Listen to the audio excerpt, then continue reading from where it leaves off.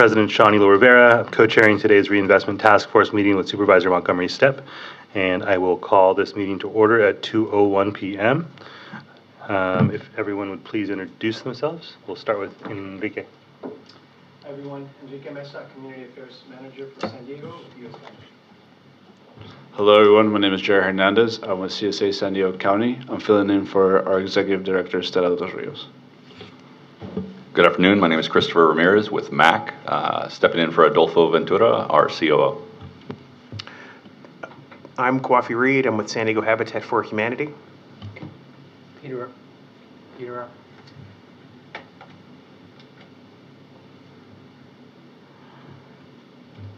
President Holt. Peter Armstrong. Peter Armstrong with Wakeland Housing and Development Corporation. Good afternoon, everyone. Supervisor Montgomery Stepp, I'm co-chair.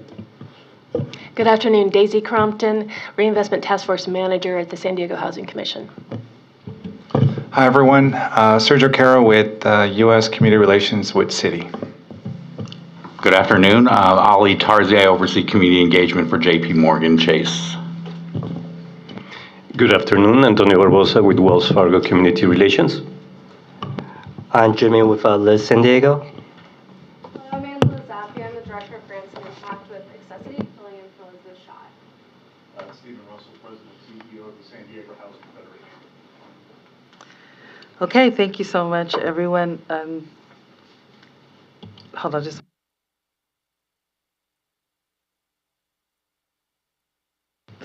Okay, let's move on to item number 2, and that is non-agenda public comment, an opportunity for the public to comment on items that are not on the agenda today. Do we have any requests for non-agenda public comment?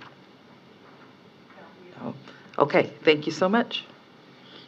All right, that moves us to item 3, task force member comments, which is an opportunity for members to provide comments, news, or updates. Do we have any comments? Would like to share that the community development. Thank you so much. Again, Angela Zappia with Accessity. I wanted to share that the Community Development Financial Institution Fund announced their financial assistance awardees this past week. The CDFI fund is administered by the U.S. Department of the Treasury. Accessity is really excited to announce that we received a $1.35 million award through the program, the Financial Assistance Program. So those funds will come to Southern California and San Diego County to provide small businesses with access to capital. So we do loans from $300 up to $100,000 with that, and it's focused on reaching both diverse-owned and low to moderate income-owned small businesses. So very excited about it. We're one of 2 CDFIs in San Diego to be bringing those federal funds to the county. So very excited, and I'll keep everybody posted as we receive those funds and start implementing them. Thank you. Thank you, Angela. Any additional member comments? And I'm gonna move over to the mic here, Jim, if you don't mind. No need to switch. I'll be quick. I just want to make sure it's on the mic, on the record here. So the San Diego Housing Federation, in partnership with the California Housing Partnership, will be presenting a Fundamentals of Affordable Housing on October 22nd. It's an event down here at the Central Library. It will lead people through an overview of affordable housing finance, feasibility, various funding sources, LIHTC, investors, and lenders. So all-day event, very informative. We have a whole team of 5 members of California Housing Partnership who will be there. And I will leave this flyer with a handy QR code. I'm going to leave it back on the back desk. If you're interested in finding out more, there is a cost involved for the tickets, $150 for members, $200 non-members, but it's for a solid day's education. We hope that many of you will be able to attend. We do have a limited number of community scholarships and a limited number of scholarships for staff of elected officials. And so we will be contacting some of your offices to see if you want to attend, because I think it's critical to understand this very complex issue. Thank you, Mr. Russell. Any additional member comments? Yes. Hello. Just excited to share, we're all here to help address the housing crisis, and I just wanted to share that our efforts towards that, we're getting ready to open up 101 unit senior development in San Isidro. And we're going to be doing the ribbon cutting next week, and we're currently in the process of leasing up. The City of San Diego has provided over $9 million of funding for that project, in addition to 25 project-based vouchers for chronically homeless individuals. So we're pretty excited to share that. Great news. Thank you. Any additional comments? All right. Well, with that, I'll hand it back to the Supervisor. Thank you so much. Let's move on to item number 4, and this is the approval of the minutes of our last meeting on September 5th, 2024.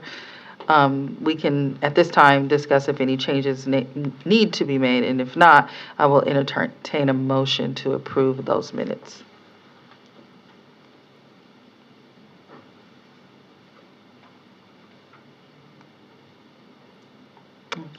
I mean, I'll approve, Okay. motion, the approval of the minutes. Okay, all right, so we have a motion on the floor. Is there a second? I'll second. Is that coffee? Okay, all right. We have a motion and a second. All in favor say aye. Aye. Aye. Any opposed? Any abstentions? That passes unanimously. Thank you.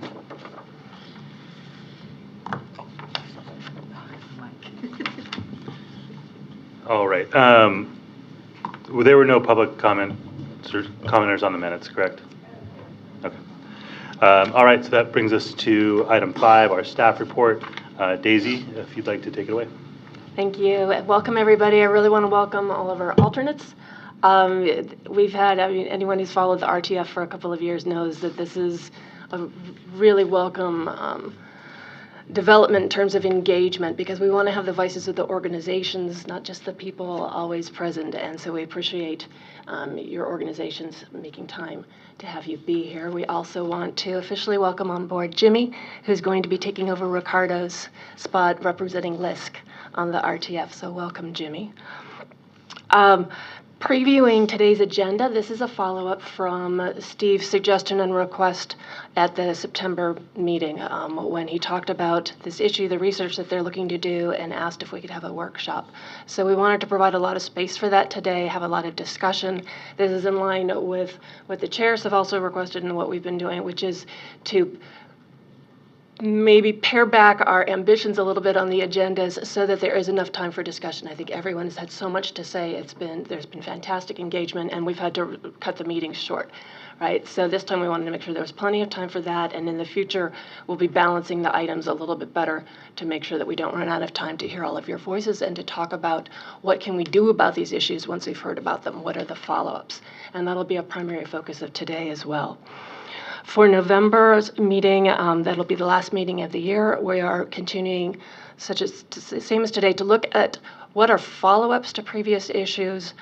We haven't gelled the agenda except for the survey, which is always the last meeting of the year, but we are still looking at finishing discussions, such as in June, we had to cut short the insurance discussion. We also, and I said in the last meeting, we're looking at possibly bringing back updates on opportunity zones, looking at anti-predatory activity post-floods and such, and so seeing how we can fit that into a not ambitious, but plenty of time for discussion November meeting. 2 other short pieces of news and updates. The Housing Commission just did a really successful expanded how to do business workshop. It's something that our procurement division has developed over the years. It does a great job, but now they're digging a little bit deeper to help build capacity in the small business and traditionally underserved and underrepresented in government contracts areas of business. This particular one, the focus was getting CPUC licensing, since that's statewide and carries over to other agencies. Traditionally, we do, how to do an RFP and things like that. So we're looking forward to seeing what the other workshops that they're going to be bringing. We don't have a list yet, but that'll be up on the Housing Commission's website when it is available. If you want to be on that list, if you sign up for Planet Bids on our website, you'll get on the mailing list for things like that as they occur. And the last one was, speaking of insurance, when we had the inflation report come out last week, Nationally, we're headed into that 2% soft landing that we're looking at. But what really stuck out to my ears is that services inflation is still the highest. Manufacturing inflation has come down. Services inflation was 4.9%. And if you then tear that apart, one of the biggest pieces is insurance. And, so now we've just had another climate-related disaster. There will be coverage from that. One of the biggest, I think, insurance, like 16% of the increase was from auto insurance. So it's not even always climate-related unless you have, flooded-out vehicle, but it's these things that we talked about in June that there's just multiple factors feeding into insurance inflation, and it's infecting everything from individuals to organizations and companies. So something a little worrisome that I'm keeping my eye on and we'll probably look at later. That concludes the staff report. Are there any questions? Do we have any member questions? All right. Any public comment on the staff report? All right. Let's toss it back to you, Supervisor. Thank you so much. We're going to go to item number 6. This is the workshop item, production of affordable for-sale housing. And so we have Steve Russell from the San Diego Housing Federation. We also have Norina Limon and Rafael Perez from the Casita Coalition, and Kwafi Reed from Habitat for Humanity.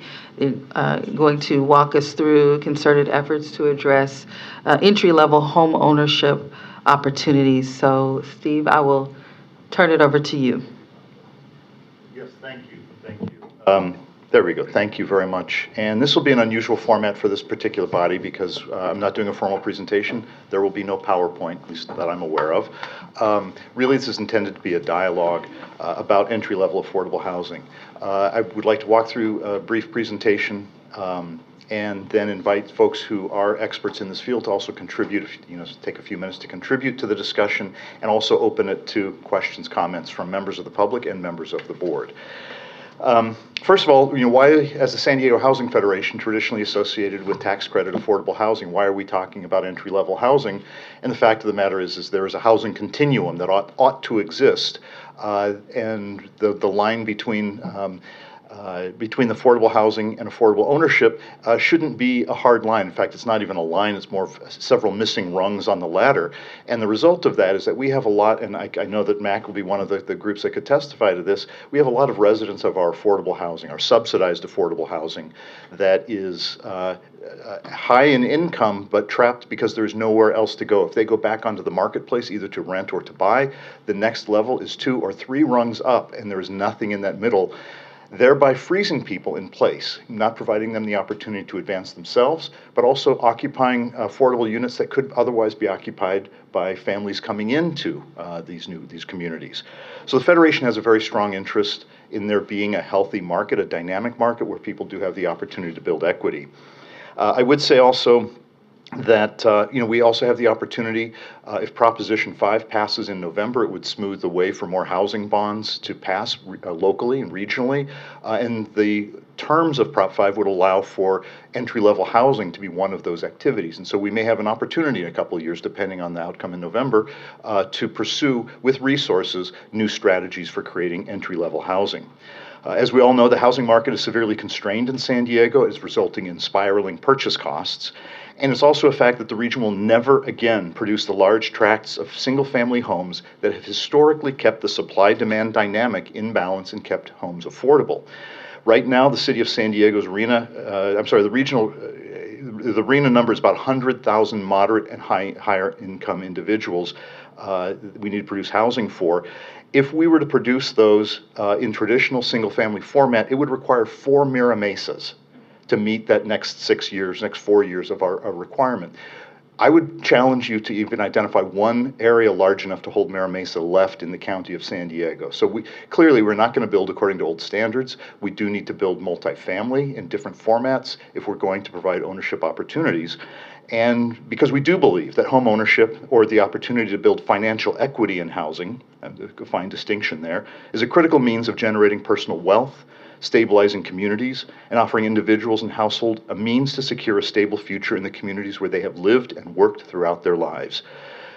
We are fortunate to have here a unique organization that brings together the community, large financial institutions, and elected officials that I'm hoping we can focus a little bit on this problem and make some concrete steps toward answering this challenge.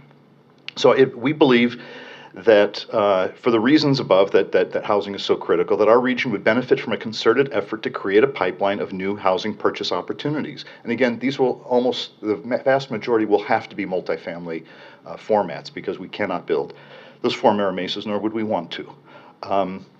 So the workshop today is intended to create space for RTF members and the public to consider a number of questions, which include various methods of providing these homeownership opportunities, which may include condominiums, row homes, townhomes, ADUs, limited equity cooperatives, and potentially other formats. We would like to talk a little bit about the challenges and hurdles to each. We'd like to identify work that's currently being conducted by other interested parties, which is really what the consultation is about, because there's nothing new under the sun. People are working on these things. The question is, can we work together? Can we bring our combined knowledge to the same room? We also want to know what further investigations, calculations, or economic research may yet need to be conducted, because we do have at our command collectively resources of other entities that can do this kind of research, whether it's EDC, the Housing Commission, or whether we commission reports of our own potentially. We also want to know which of these problems that we've identified in delivering these formats have fixes that are legislative, at either the local, state, or federal level, or if they're regulatory, or if they're fiscal, meaning we simply need to subsidize them.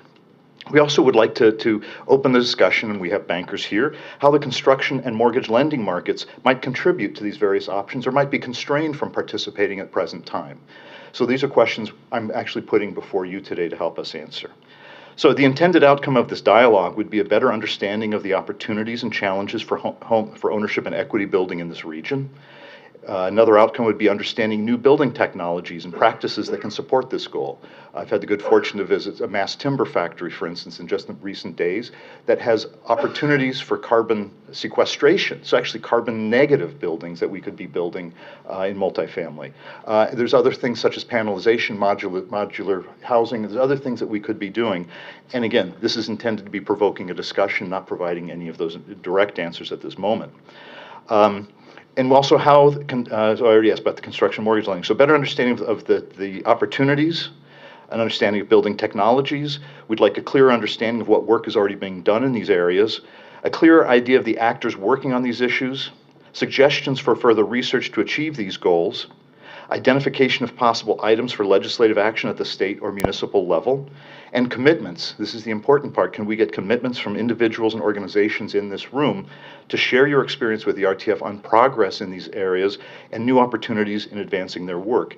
In the best of worlds, we will come back together. People will bring answers to questions that we are raising here, and that we can further this discussion, perhaps formulate a plan of action.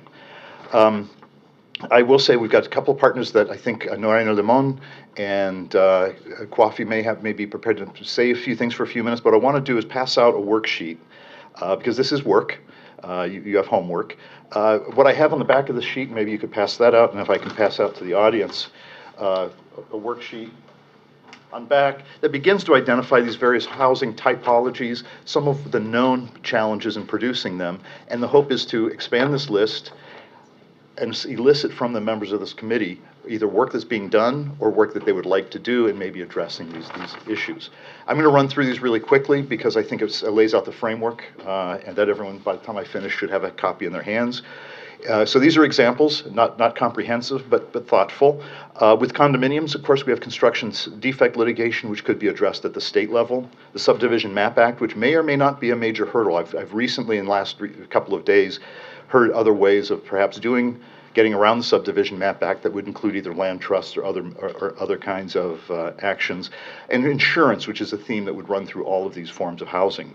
Row Home similarly has a Subdivision Map Act challenges, but there's also a lot of discussion around minimum lot sizes right now, where the belief is that if we could lower minimum lot sizes down to 1,000 square foot, that we would induce a fair amount of natural production of housing on existing single-family lots. Townhomes have a lot of same considerations as condominiums, some construction differences. ADUs have been quite a controversial topic, but there's a lot of discussion about how they can contribute to affordable housing and ownership included. And limited equity cooperatives, of which we have a couple of examples in the county operated by Community Housing Works, which have the potential to produce affordability for individuals and long-term building of equity. So again, I appreciate that there are partners here who work in all of these sectors. Using this worksheet, I would love to have folks, I guess I should first invite, Norena, did you want to say a few words? Sure. And I will remain here to help. You want to sit there so I'll see the room and help conduct, keep things moving along. Well, first of all, thank you so much for inviting us. My name is Norena Limon, and I'm the new CEO of the Casita Coalition. I've had the pleasure of working with many of you on the road towards solving our housing crisis in one capacity or another, and I'm excited to be engaging in this very critical conversation, which is you mentioned something that's very near and dear to my heart, which is that housing happens on a continuum. And we've really underproduced that entry-level homeownership supply, probably more than any other product in the market right now, which has a downstream impact on our communities. When someone is struggling, the first person they turn to in their families are their homeowners. And that's what it was like in my household, our household. My parents were able to purchase a home in the 80s for $50,000. Our home was where our extended family lived, and they traveled through, and they came and stayed at for extended periods of time. So it is a safety net. So with that said, I do want to also emphasize one of the things that you talked about in terms of townhome productions. Really want to highlight the fact that cities like Houston have seen extraordinary results with minimum lot size reduction to 1,400 square feet, and that really has become a huge incentive to building townhomes. But the Casita Coalition has been working very hard on the ways that middle housing can play a role in addressing housing supply and affordability, and especially this conversation of the starter home.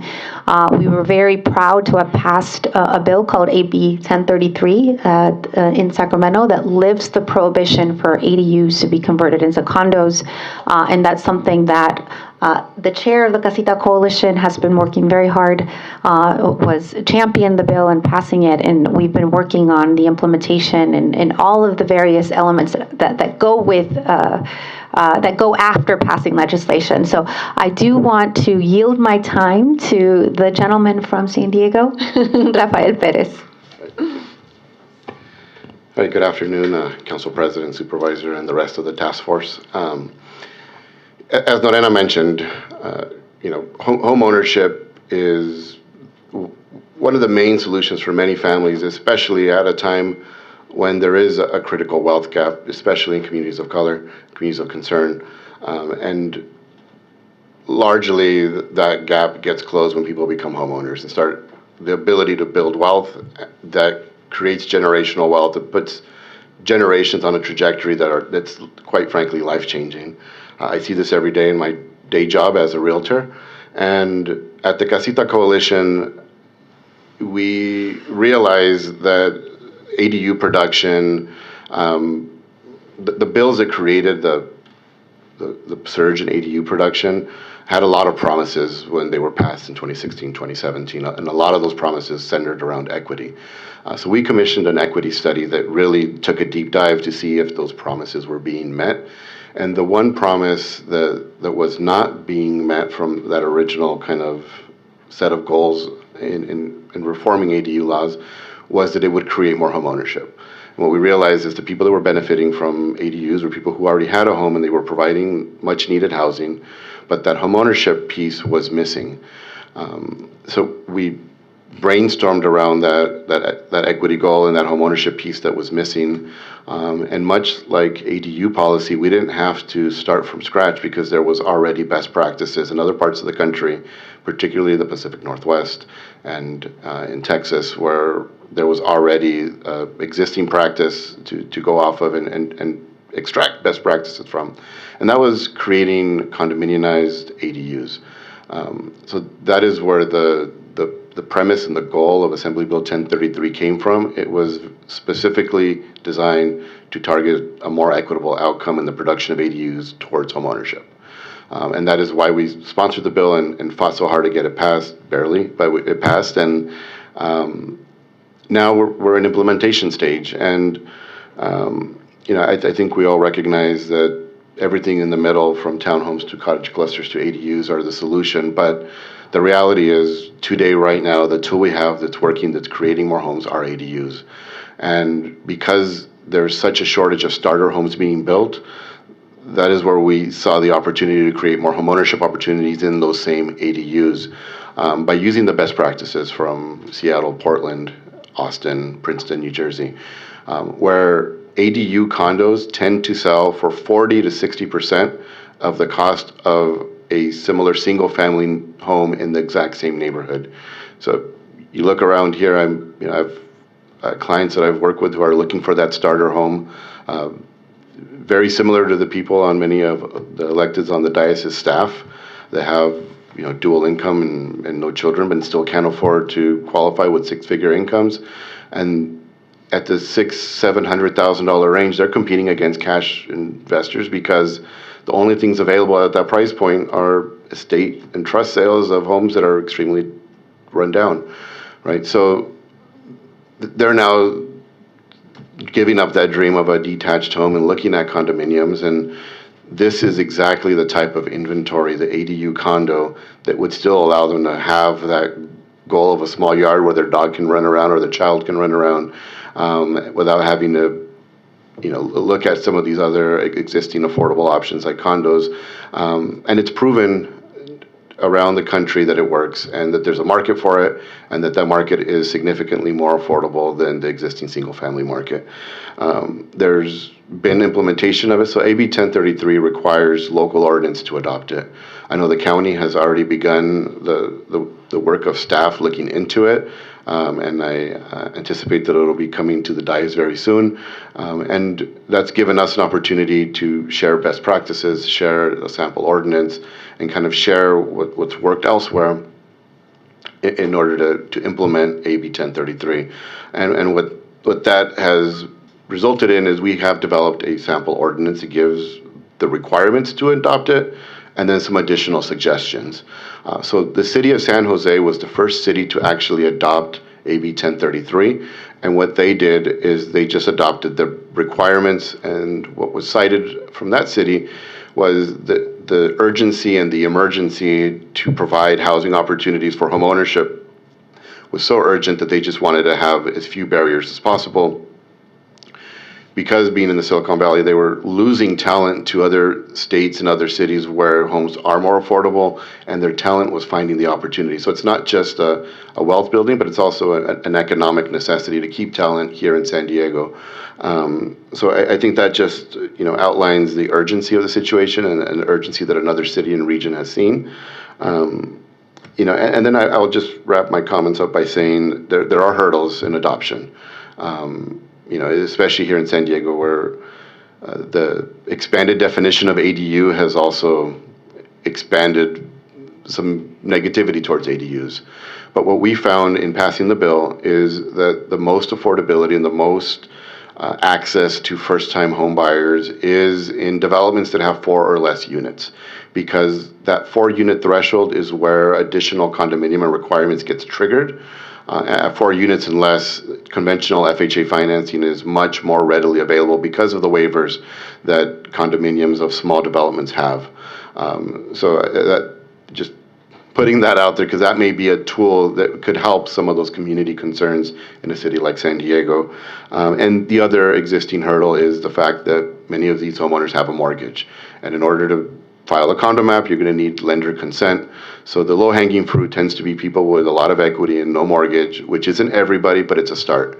And those that have a mortgage, FHA did confirm that they are allowed to authorize the filing of a condo map if they can show that there's enough equity remaining to secure their asset. But those are the hurdles. So I don't want to paint the picture of this great opportunity without also sharing what some of the concerns are and what some of the hurdles are. But I'm a resource if anybody has any questions on AB 1033 and ADU condos. Because it was such a contentious fight, we really had to take a deep dive last year in Sacramento to get this across the finish line. And as a result, I have some great data and research. And I will conclude my comments there. Great. Thank you, Mr. Perez. And then Mr. Reed, another key thought partner in this discussion. First off, I want to thank the RTF for bringing this issue to the fore, and want to thank Steve Russell and the Housing Federation for insisting that for sale affordable stays part of the conversation. From Habitat for Humanity's perspective, our goal is to help primarily first-time home buyers who are at 80% of AMI afford a home. We have a set of subordinate goals that go with that, but I think it's important that as we think about sort of what affordable home ownership should look like, that we be cognizant of what are some of the challenges and what are some of the opportunities that come with. When we compare affordable for sale to affordable rental, there are a set of preconceived notions that on a per unit cost, it is exponentially more expensive than an affordable rental, and that it can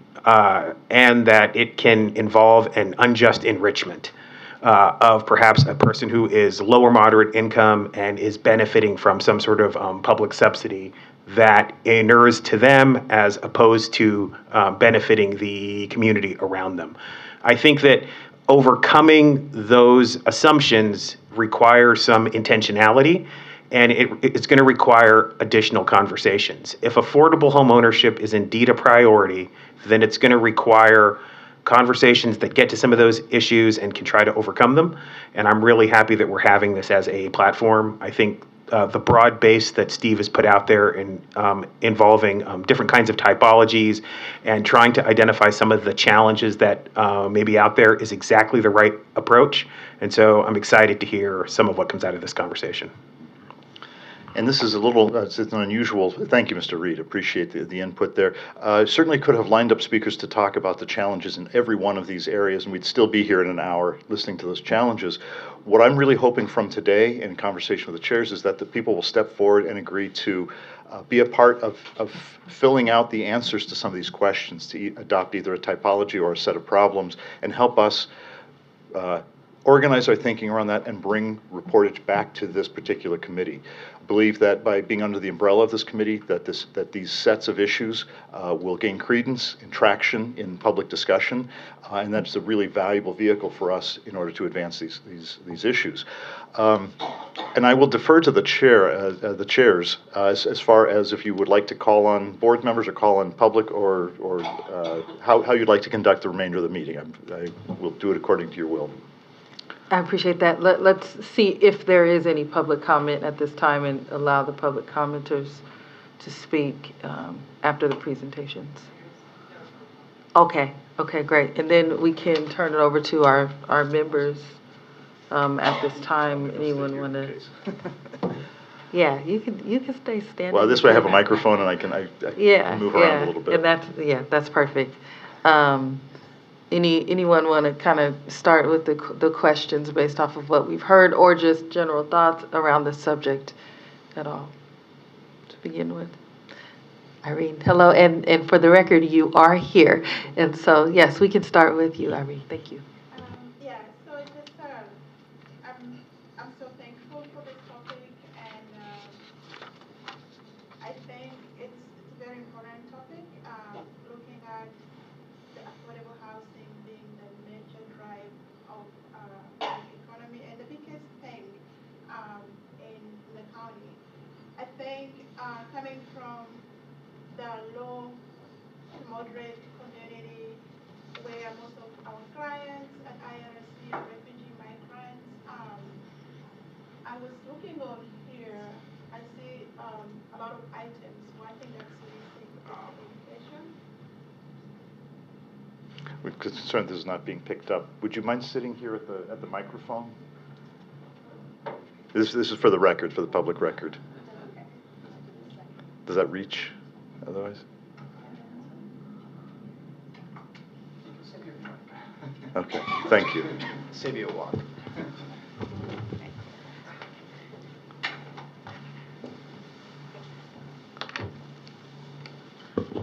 Okay, so I had a few questions as you're going through this.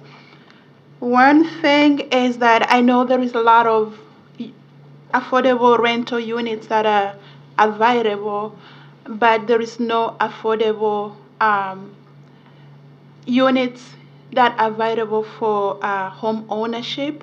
And I know that's the case we are trying to address here right now. But one thing that I don't see on here is how we are educating the community to know about those affordable home ownership being available to them. Another thing is I know the ADU is it's very important, but I'm also concerned because it's only, as you mentioned, it's benefiting those ones who have properties already who are building. And I'm just wondering, the first-time home owners who are able to access those ADUs, if it's also spreading out to other communities who have been historically underserved to be able to access those home ownership. Because I can look around, I don't know if I'm just having a preconceived notions of thinking that if I have a home and I'm able to build an ADU in my backyard, my first client is going to be my family member or someone that is from my community than someone who has historically not had owned a house, had no opportunity, bringing him in my community to be able to own a house. So those are some of the things that I wanted to put on agenda. I don't know if it cannot be addressed right now, but something to think about.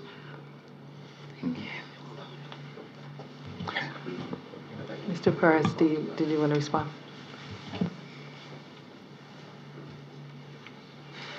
So in the sample ordinance that's drafted, there is a suggestion, it's not a requirement, that these units have a first right of refusal for owner occupants. One of the concerns that's come up repeatedly is that these are going to become absorbed by investors looking to expand their rental portfolio, and that's not the intent. The intent is to create home ownership opportunities, so we highly suggest any municipality that adopts this, that they do prioritize owner occupants.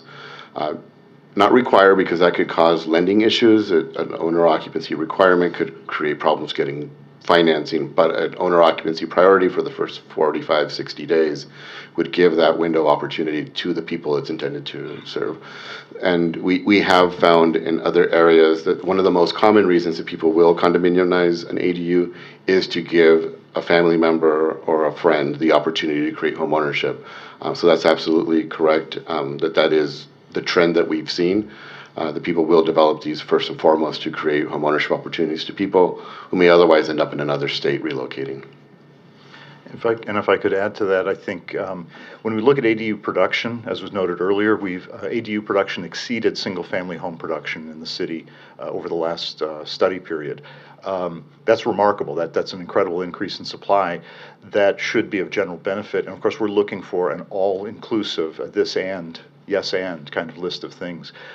In terms of the programs with ADUs supporting formerly or currently disadvantaged communities, there was a program through CalHFA that helped support folks who were in lower income census tracts to finance ADUs, because there's a major hurdle. Sometimes people have their land rich but cash poor, and so some assistance to help folks get through the permit process.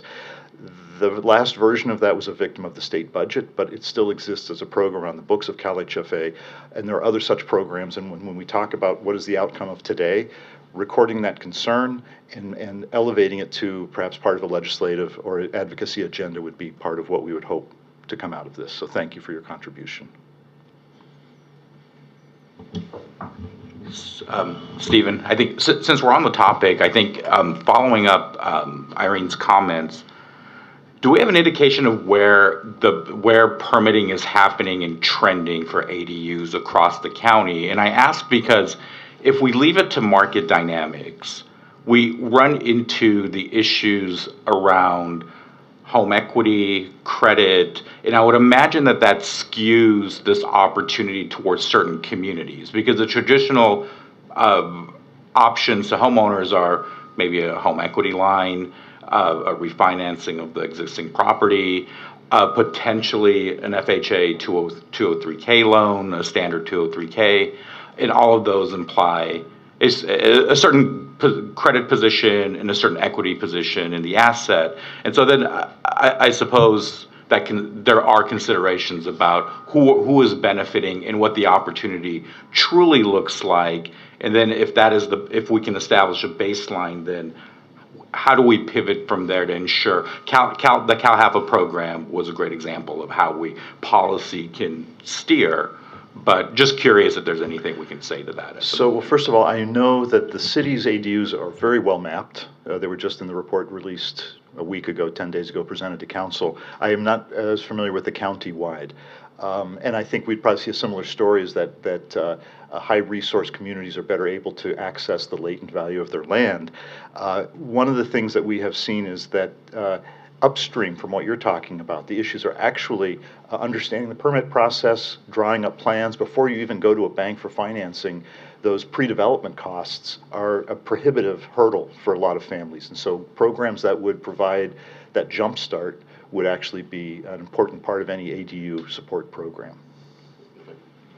Please. And one thing that we've seen successful in other states that is not requiring the homeowner to actually develop that. So one of the optional things that could be adopted in an ordinance is allowing the condo map to be filed without the building actually being there, which would then allow the buyer of that property to get construction financing to finance it themselves and not relying on the under-resourced current homeowner to do so. So that is one way that an optional feature of an ordinance could help in that area with homeowners that are under-resourced. And this is an opportunity to underscore the fact that the Subdivision Map Act is a hurdle to any kind of land subdivision. Keeping it as a discretionary action when the proposed land use is absolutely compliant with all of local regulations doesn't seem to make a lot of sense. There are reasons why the Subdivision Map Act was put into place, but as a discretionary act, it adds time, it adds cost, and it's not the only burden or hurdle, but it does apply, as you see, across multiple housing types. And that is something that would be a state-level legislative that either the county or city could make it a legislative part of their legislative agenda, and as well as other advocacy organizations. Just want to say real quick, I can't speak to the county's data specifically, but I can say that about 6 months ago, the board had a decision of whether to continue kind of the streamlining and saving money for folks who wanted to build ADUs. And I recall from that discussion that I did not support that, only because of who was at an advantage of building out ADUs, and I felt that it was not fulfilling the purpose or intent of the conversation that we're having now. And so that would tell you it's skewed towards maybe the communities that you're assuming it may be skewed toward.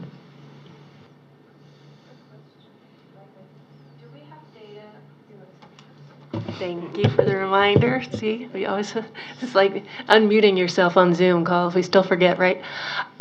Somebody must have data. Does anyone have it at the top of their head about proportion of ADUs being built by investors versus the current, and especially like someone coming in, they're buying that older house on a big property, and then they're adding the ADUs themselves, whether it is a mom and pop investor or more corporate, larger entity, versus somebody, a longer time resident, or that first time home buyer who comes in and is able to access the capital to then add an ADU so they can have a tenant to help support their mortgage.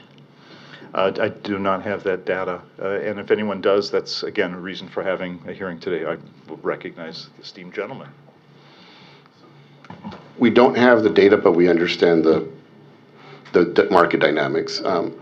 The reason that AB 1033 does not require that it be an owner-occupant that develop it like SB 9 does is because we do recognize that the investors are the ones with the capacity to be able to develop this because they can bypass the mortgage, permission, etc.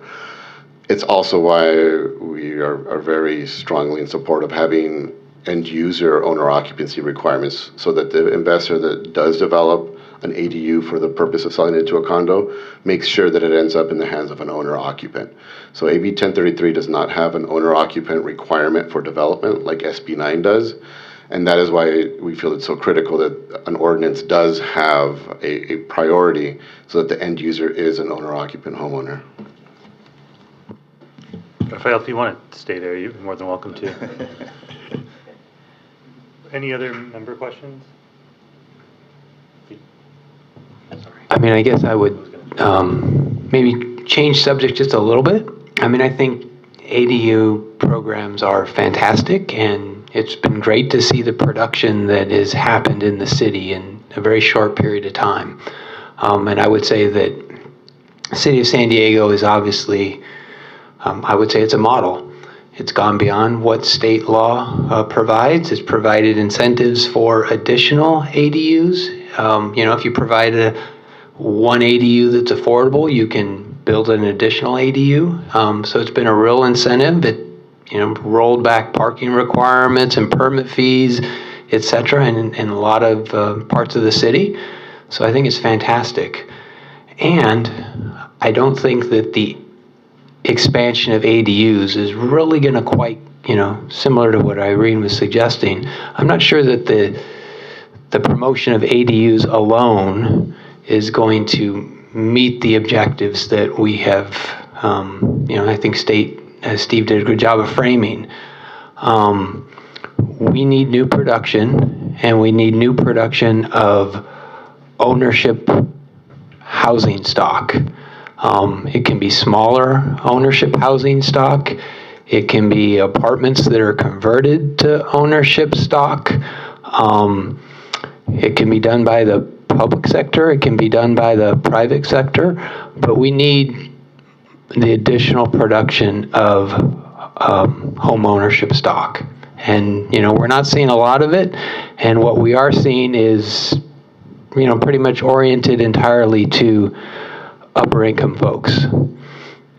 So I think this is, one of those classic failures of the market. I think we're seeing a lot of ADU production, but I do think it's being skewed to rental units and probably pretty expensive rental units, all things being equal. So I think there's absolutely a function for nonprofit, public agency support of new home ownership product. Recently, I work on affordable rental product. Recently, I was approached by a partner, a friend, who's really concerned. She works with refugee immigrant communities, and she herself is like an executive director of an organization. And she told me, Peter, I was very fortunate. After a long period of time, I was finally able to purchase a home in San Diego.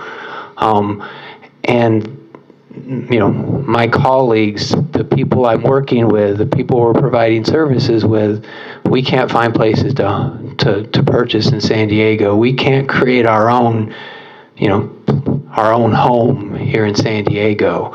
It's hard enough to do in other parts of the county, but certainly in San Diego, City Heights, Mid-City, it's really a challenge, and that's where we want to create community. We want to create an intentional community. We want to create community where, people share a similar background. This person was Muslim, so she also had the issue where, she needs a Sharia compliant form of home ownership finance. That's an additional challenge. So I think that kind of promoting ADUs is fantastic, but we need that home ownership production. I know Coffee is very, and Habitat's very invested in that. Well, Wakeland's first project was a home ownership project in National City. and Coffey's right. I mean, I think the cost per unit is higher for homeownership affordable housing. There's this kind of multiple policy goals that are being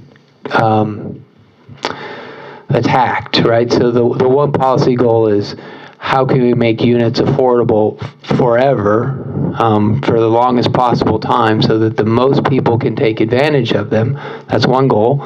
The other goal is really the benefit of home ownership is building equity, creating a home, benefiting that homeowner so that they can use their equity for, things like higher education, for helping kids meet their goals, having multi-generational households. Those are all things that are harder to do in affordable rental housing. So anyhow, I think that like a lot of our housing discussions in California, it's we often have to choose between important goals. Do we want to do housing for people experiencing homelessness? Do we want to build shelter housing? Do we want to build apartments for families? And sometimes not as center to the discussion is, do we want to provide home ownership affordable housing? And we need it all.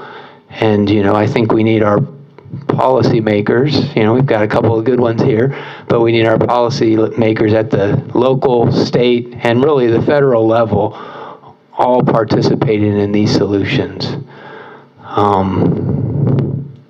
One thought that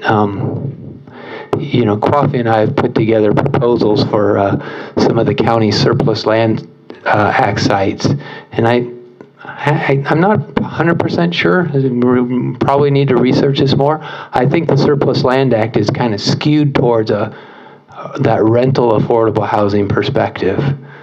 They want to do the most units at the lowest affordability.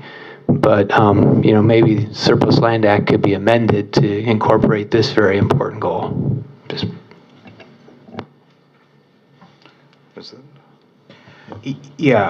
I want to add on to some of the very good things that Peter said and offer a slight clarification. Peter, what I was offering was that affordable home ownership is no more expensive than affordable rental. What I often like to point out is the box is the box. Who owns it and how it's paid for every month does not make it more expensive or less expensive. The reason why affordable home ownership feels more expensive is because it does not have those same layered subsidies, gap fillers that come from the federal, state, and local level. So when we come together at the local level and try to solve that problem, it feels like there's no help, and so that number feels much, much higher. I've been doing low-income housing tax credit units for years. They can be inexpensive. We also know they can be very expensive. That said, affordable home ownership involves the navigation of a tension, and one of the purest ones is, are you going to create equity or allow for the creation of equity for those homeowners? And that is frequently in tension with, as those subsidies come into the project that are necessary to fill perhaps some of those gaps, are you resulting in what is perceived as an unjust enrichment? There are some models for navigating or for sort of threading that needle. An example is a limited equity cooperative. Doesn't mean a no equity cooperative. You can have a structure within the home ownership agreement or the occupancy agreement, or involved in some of the mortgage financing that might support some of the share loans, or even the master mortgage for the entire co-op that lays out and provides how that equity is supposed to be structured. It takes intentionality and a goal in mind, and it involves really zeroing in on what is the AMI of buyer that you're trying to help, what is the equity increase that you are comfortable with resulting in over time, and what are the subsidies that you're willing to put in to help make that happen. It can be done. Habitat has one model of it, but it is not the only one. And I, having been there for 3 years, we're starting to play with that model because I think that what we're producing, frankly, has been forever homes and not starter homes. And so when we start to talk about our last few developments have all been townhomes, and that's a reflection of what's going on up and down the coast of California where land costs are expensive. We're having those same conversations around what does a townhome look like? What does our HOA need to provide? What are those equity outcomes that we want to have?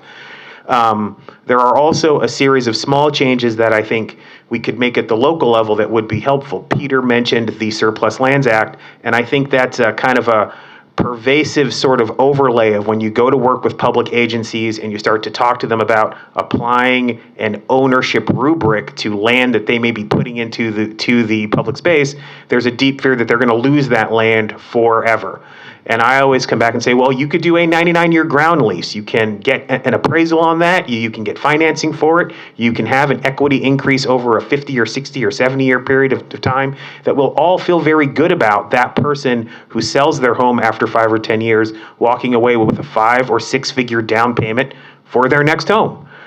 But when you start to have a conversation with, I'll respectfully say, with lots of government officials about a ground lease, they get very uncomfortable with how that folds in, and they tend to reach for the quicker, easier option where that ground lease simply results in some kind of a rental housing structure.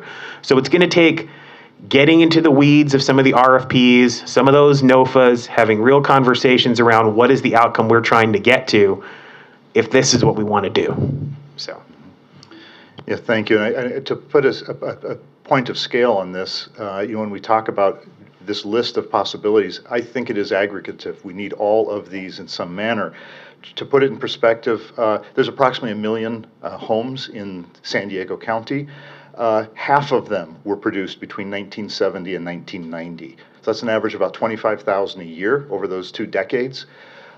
We are producing in the city of San Diego closer to, we had a banner year, and but we've not, 16,000 has been the typical natural increase requirement for the region. We've not met that number since 2004. I believe our biggest year in the city of San Diego is 10,000 permitted units, which was an amazing accomplishment over previous years, but not even halfway to the point that we probably need to get to ultimately balance out this market. So every one of these methods is going to be necessary. And again, I'll yield the floor. I think there's public comment. Yes, there is. So we'll have members of the public who wish to join us come on up and have public comment, and we'll do 2 minutes apiece. We'll start with Josh Newton.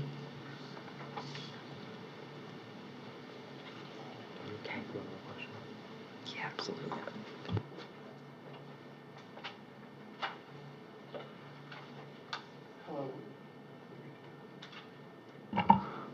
Hello, I'm Josh Newton. I'm a researcher with the Homelessness Hub at UC San Diego, and I'm here with my colleague.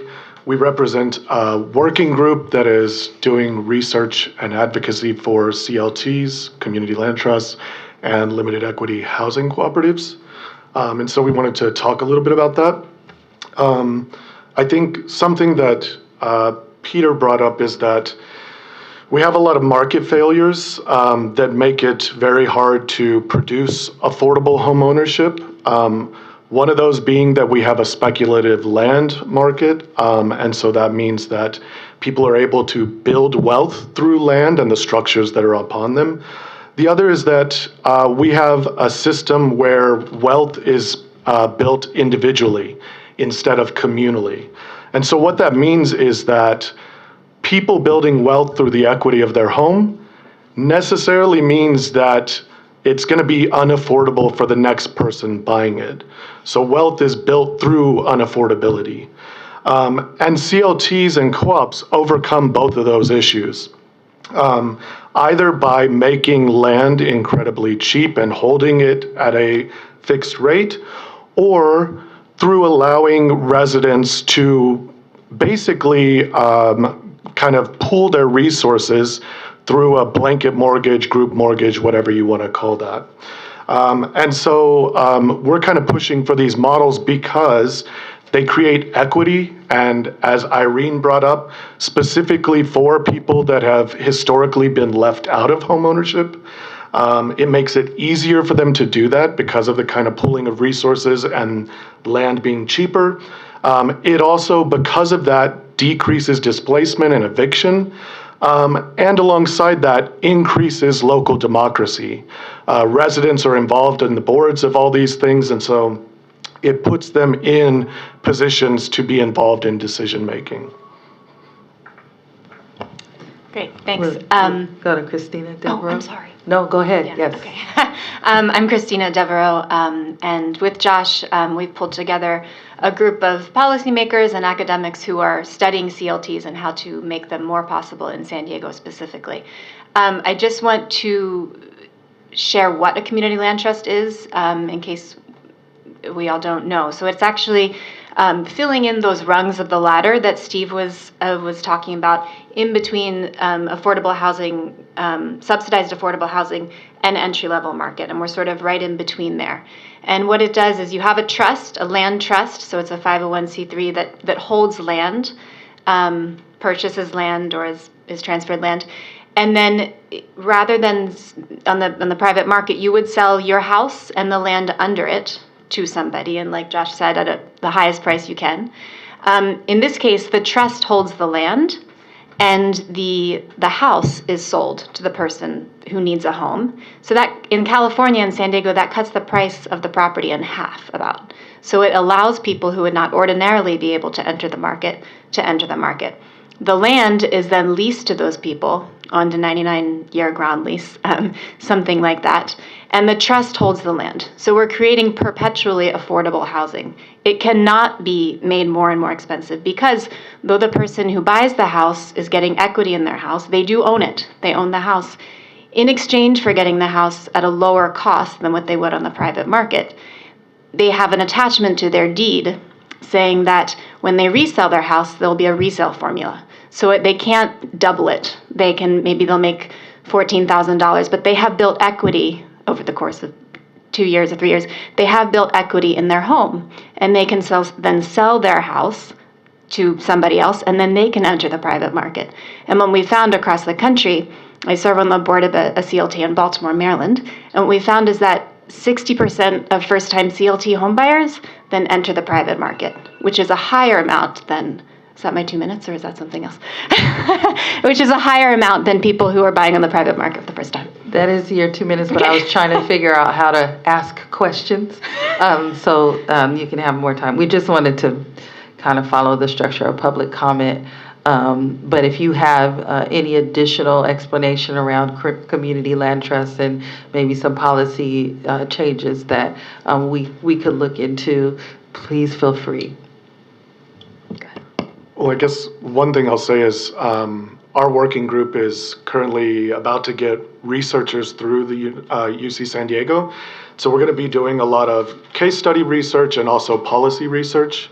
Some of the policies we're going to be looking into are like the Surplus Land Act and how that can be amended to give a first right of option to nonprofits like CLTs and co-ops.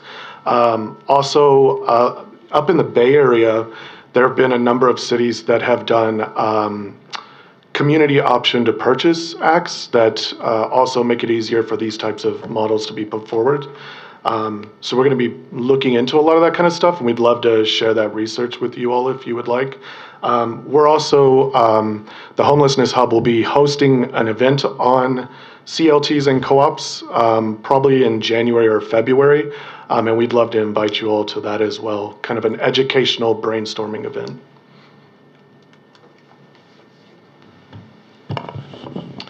Thank you for that.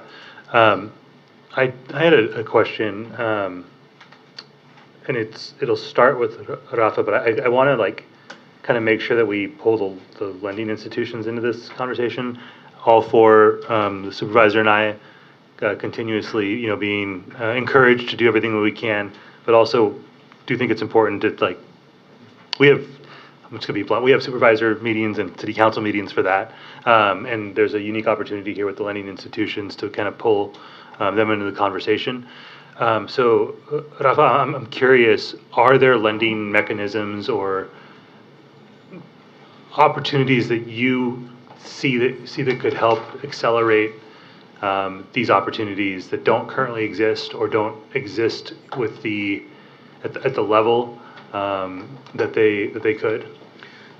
So I think the kind of, when you pass policy, you kind of accept that the benefit is going to impact the entire community, including those with more affluence, but knowing that your goal is to really provide opportunity for those with the greatest need. And I think so that's where the opportunity in adopting ordinances allows councils or boards to be creative, right, in marrying some of the existing down payment assistance program and maybe giving those priority. There's, I think, because it's a blank slate and you don't have to approve it because it's an optional opt-in, there's that opportunity to pair existing programs and existing pools of money to help fund that for the people you want to fund it for. That aside, in the regular general market, one example is if a piece of land that's going to be entitled for ADU construction as a condo, right, there's existing construction financing for that.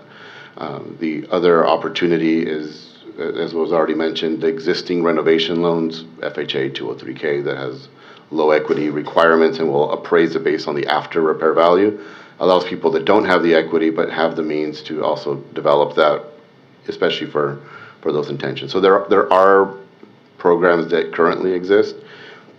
The FHA program recently made a change in the last year that allows the homeowner to qualify based on the future rental income of that ADU. Right. So, you know, it's an evolving landscape. I know Freddie Mac is currently in the pilot stage on a second mortgage product for ADU construction. So I think the landscape is quickly evolving because it's proven to be more than a regional tool. I know the Urban Institute forecasted that, you know, ADUs, if adopted the way they've been adopted in LA, have the capacity to solve up to half of the need for the nation's housing inventory. So I think that possibility is creating a lot of that lending innovation because Peter Armstrong mentioned earlier, you know, ADUs aren't going to build our way out of the housing crisis, but the Urban Institute believes they could build half of that need, which is significant, right? If you could solve half the housing problem, then the other half can be the rest of this entire list. So I think the trends nationally going in that direction are leading to finance innovations, but there are existing programs that can make it possible today with the products that are already out there. I would probably also add that some of the conversations around the funding or creating products to fund these ADUs are revolving around a need to innovate around insurance. So that is something that's in the works. Also, a conversation about shared equity models for some of these loans. So those are sort of the conversations that are happening at the national level or concentric circles that are working right now towards creating those lines of credits for these products. And I'll just add that Ivory Innovations just ran a contest with students to try to create creative finance models for exactly this, and the winning project actually used actual ownership but subsidized with a community land trust as a portion of that, funding it. So I mean, that is modeled as shared equity financing, right? So there's also creative ways that people are taking that shared equity model, and I'll full disclosure, there's also predatory ways to expose the shared equity, so I want to put that flag out there. But there's also very community-based ways that people are innovating shared equity to finance the creation and of these types of products. Thank you. One last question. Is there anything to the city's bonus program, gets a lot of attention, the one-for-one, market rate to affordable program? Is there anything preventing the non-deed restricted market rate from being condoized and the affordables remaining as rental affordables? So that's not addressed in AB 1033, which is why AB 1033 requires local adoption. Right. Each city is going to have its own needs. Clearly, San Diego has a unique program. So as council explores adopting something like that, that would be an important consideration on how it deals with that, especially because the sweet spot for financing is developments of 4 or less. Now, developments of 5 or more can still qualify for financing. They just need a concerted effort by the developer to actually get them approved by FHA, to get them approved for conventional financing and all the things that go into that. And that's where, some of the concern lies, that maybe that's not a priority and they may end up in whoever can qualify, which narrows the pool to people with higher resources. So something to consider when adopting local ordinance is... Wait, and you say that in terms of who can create them, not necessarily who can purchase them, or both? Both, because the programs that are available to people with lower resources, low down payment programs, tend to require minimal down payments. If you have a non-warrantable condo, you can still sell it to an owner-occupant, but those programs are going to have much higher down payment requirements, 20, 30, 40%, depending on the condo and the program and the lender. I'm sure that the lenders in the room can probably address what a non-warrantable condo financing package looks like, but consistently you see them with much higher down payment requirements, whereas a typical FHA loan or a conventional loan has anywhere from 0 to 5% as the down payment requirement. So that's a distinction that if that development does not get the approval to be accessible to those additional financing tools, then you do only limit it to people with higher resources and larger down payments, depending on the finance programs available. Thank you. Anything else from you, Supervisor? I guess a final thought that I'm trying to put in 3 sentences. So it's something you said about just having the financial institutions here triggered my thought process about the task force and why we're here to do what we do, which is to grade the institutions based on the Community Reinvestment Act. And we know that act, implemented in 1977. We'd say we're almost 50 years out from that. And just the face of discrimination and lack of investment kind of has changed, right? And so I'm just thinking about these very real needs that in practice result in continual economic inequality and separation of communities, right? And how we ultimately, as a body, have a thought process around advocating for the amendment of that act, which is very far-fetched. But at the end of the day, we are talking about different tools that are not necessarily required, right? That there's not really a whole lot of enforcement behind the CRA. And as we look at how